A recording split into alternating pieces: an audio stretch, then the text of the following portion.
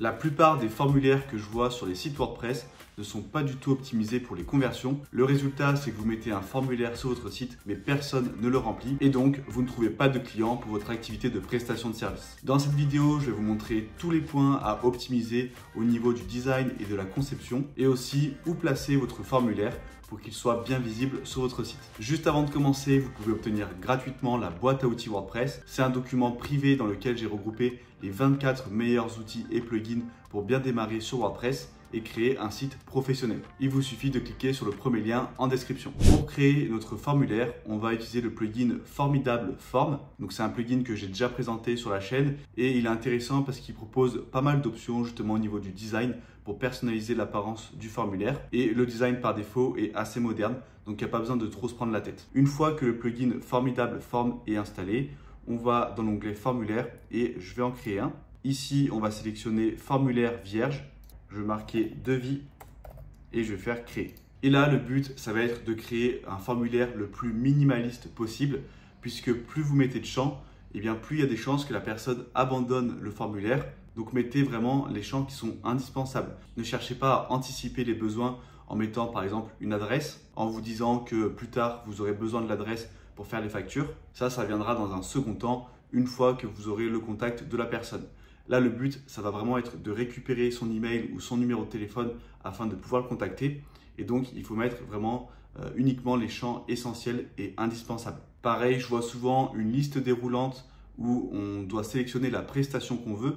Mais ça, ce n'est pas forcément indispensable puisque vous allez mettre un encart où la personne va expliquer son projet. Et donc, avec le texte que la personne va mettre, vous allez comprendre quelle est la prestation qui l'intéresse. Donc moi, je vous conseille de mettre 3 champs. Ça va être prénom, email et un champ votre projet où la personne pourra détailler quel est son projet, quels sont ses besoins. Et vous pouvez également ajouter une liste déroulante avec le budget de la personne. Ça, c'est optionnel, mais c'est si vous voulez filtrer directement les clients. Si vous voyez que la personne, par exemple, a un budget de 100 €, mais que vous ne faites pas de prestation en dessous de 500 €, eh bien, ça vous permet d'automatiquement filtrer les personnes qui n'ont pas le budget nécessaire et d'éviter de perdre du temps à la contacter et à échanger des messages avec elle. Donc, on va commencer à construire le formulaire. On va prendre le champ texte qu'on va glisser. Je vais prendre un autre champ texte que je vais glisser à droite comme ceci. Ici, on va cliquer pour le modifier.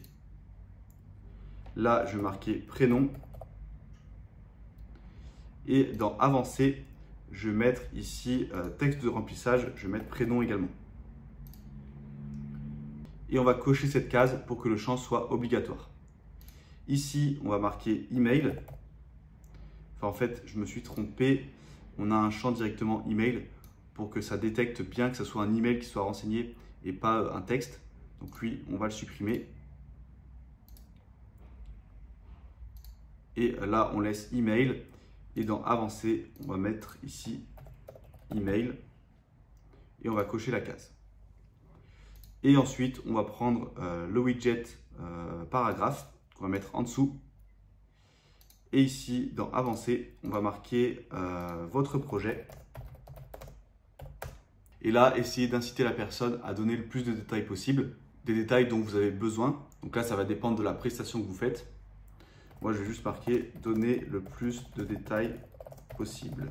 Voilà. Et on va cocher ici « Requis ». On va faire « Mise à jour » en haut à droite. Et ce que je vous disais tout à l'heure, de pouvoir ajouter une liste déroulante pour le budget. Donc, vous pouvez l'ajouter ici. Et là, on va marquer en option par défaut « Budget de points pas encore décidé ». Donc ça, c'est important de le mettre pour laisser le choix à la personne de laisser ça par défaut. Et sinon ici, vous pouvez remarquer budget de points et mettre par exemple des fourchettes de prix. Voilà, comme ceci. Comme ça, si la personne n'a pas décidé, eh bien, elle n'aura pas de clic supplémentaire à faire. Donc, ça ne va pas diminuer le taux de conversion du formulaire. Mais si elle a un budget en tête, elle pourra le sélectionner directement. Et vous, ça vous permettra de filtrer. Dans les options avancées, dans position de l'étiquette, je vais mettre aucune. Et pareil, ici, à chaque fois, je vais mettre aucune étiquette et je vais laisser à chaque fois uniquement le texte de remplissage. Donc, hop, je mets aucune. Là, je vais enlever l'indicateur de champ obligatoire. Hop, pareil ici. Là, si je fais mettre à jour, puis que je fais prévisualiser, voyez que ça a supprimé les étiquettes. Ensuite, on va aller ici dans l'onglet Style. Ici, on va pouvoir modifier le texte et la couleur du bouton. Donc hop, je vais dans Edit. Ici, on peut modifier la largeur du formulaire. On va le mettre par exemple à 80% pour qu'ensuite il prenne un peu moins de place sur la page. Je descends un petit peu et ce qui va nous intéresser ici, c'est bouton. Vous voyez qu'on peut modifier la couleur de fond. Donc il va falloir choisir une couleur qui se démarque bien, qui va flasher pour que le bouton soit bien visible. Moi, ça va être un orange comme ceci. Bordure, pareil, je mets le orange. Et dans taille, je vais passer à 18 pixels pour que ça prenne un peu plus de taille. Ensuite, si je descends un petit peu, au survol, couleur de fond, on va laisser orange. Et pareil pour au clic. Et le texte, on va le mettre en blanc comme ceci. Voilà. Je fais mise à jour. Et dans réglage maintenant, on va changer le texte du bouton parce que envoyer, c'est un peu trop généraliste. Et donc, ça va être important de mettre quelque chose de précis. Par exemple, obtenir mon devis gratuit. J'enregistre et je vais retourner dans Style. Je vais faire modifier le style ici. Et dans Alignement, je vais aller sur Centrer pour centrer le bouton et je fais mise à jour. Maintenant qu'on a créé le formulaire, il va falloir l'intégrer sur notre site et l'intégrer autour de certains éléments qui vont faire en sorte que le formulaire donnera envie d'être rempli et sera bien visible. Moi, ce que je vais faire dans un premier temps, c'est l'intégrer dans une section juste avant mon pied de page. Comme ça, mon formulaire sera automatiquement présent sur toutes mes pages. Et vu que c'est l'objectif principal de mon site, que les personnes remplissent le formulaire pour obtenir un devis, eh bien c'est important que ce soit présent sur chaque page. Donc pour cela, je vais utiliser l'extension qui s'appelle Elementor Header and Footer Builder. Vous voyez qu'elle est ici, Elementor Header and Footer Builder.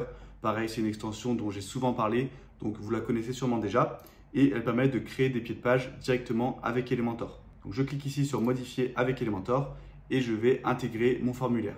Ici, j'ai mon pied de page et ce que je vais faire, c'est que je vais créer une section qui se démarque bien du reste de la page. Je clique sur le petit plus, là aussi sur le petit plus, et je vais ajouter une section.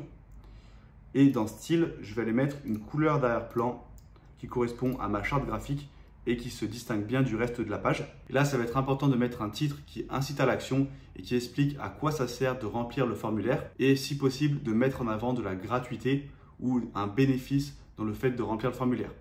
Donc, je mets le titre et là, je vais marquer par exemple « Obtenez un devis personnalisé gratuitement ». Hop, je le centre, je le mets en blanc et on va mettre la taille à 30 pixels. La police, moi, c'est Poppins. Voilà. Ensuite, on va mettre un petit texte d'explication. Il vous suffit de remplir ce questionnaire en quelques secondes. Là, on insiste sur le fait que c'est rapide en disant quelques secondes. Et on va dire ensuite, je reviendrai vers vous d'ici 24 heures maximum, par exemple. Et on va mettre un emoji vers le bas comme ceci pour faire ressortir le formulaire. Dans Style, je vais centrer, mettre en blanc et mettre à 20 pixels, par exemple. Et hauteur de ligne, je vais diminuer un petit peu. Voilà. Ici, dans le titre principal, je vais ajouter 50 pixels en haut, par exemple. Et ici, je vais mettre 20 pixels.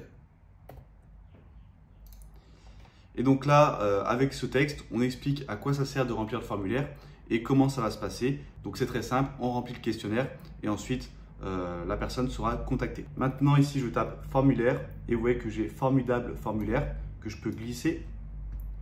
Je vais sélectionner mon formulaire devis et là, dans les réglages de la section, dans mise en page, je vais diminuer la largeur. Je vais passer à 700 pixels pour que le formulaire soit plus petit. Et tout à l'heure, on avait défini une mise en forme à 80%, mais vous voyez que du coup là, c'est pas centré, on a un espace ici. Donc je vais voir si je peux le recentrer et sinon je mettrai une largeur à 100%.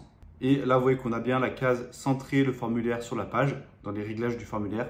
Donc je fais mise à jour et ici, si je fais mettre à jour et que j'actualise, normalement mon formulaire sera centré. Voilà, parfait. Et je vais quand même aller dans les réglages du conteneur et diminuer un petit peu la largeur. Voilà, comme ceci. Ce que je vais faire, c'est que je vais ajouter ici liste d'icônes avec un numéro de téléphone et une adresse email au cas où la personne n'a pas envie de remplir le formulaire. Ça se peut que les personnes n'aient pas envie de détailler leur projet ou veuillent directement vous contacter. Donc je vous conseille de mettre des informations de contact en plus du formulaire. Là, vous mettez une icône par exemple de téléphone. Voilà. Ici, on met le numéro. Et dans le deuxième élément, on va mettre cette fois l'icône d'un email. Et là, vous mettez votre email. Ensuite, on va aller dans style, le centrer. On va augmenter un petit peu la taille, par exemple 17 pixels, et le mettre en blanc. Et pareil pour le texte, on va le mettre en blanc et à 17 pixels. On pourrait également dans liste ajouter un peu plus d'espace, voilà, comme ceci. Et le dernier petit élément que vous pouvez ajouter, c'est si vous avez déjà des avis clients, c'est une notation par étoile. Hop, on va le mettre ici. Là, vous allez mettre votre note que vous avez, par exemple 4,7. Et ici, on peut marquer note Trustpilot. Je vais le centrer et le mettre en blanc à 18 pixels. Et le remonter un petit peu. Voilà, comme ceci. Si vous avez un compte Trustpilot ou un compte Google avec des avis dessus, je vous conseille de directement intégrer les plugins qui permettent d'avoir directement les avis clients en temps réel. J'en ai fait des vidéos sur ma chaîne que vous retrouverez assez facilement. Et là, moi, dans mon cas, on peut dire que c'est terminé. Là, si je fais prévisualiser, vous voyez que du coup, à chaque page, eh bien, j'aurai ma section comme ça, qui prend toute la page, donc qui ressort bien et qui affiche les infos essentielles. Et on a le bouton qui ressort bien en orange et le formulaire aussi qui se démarque bien.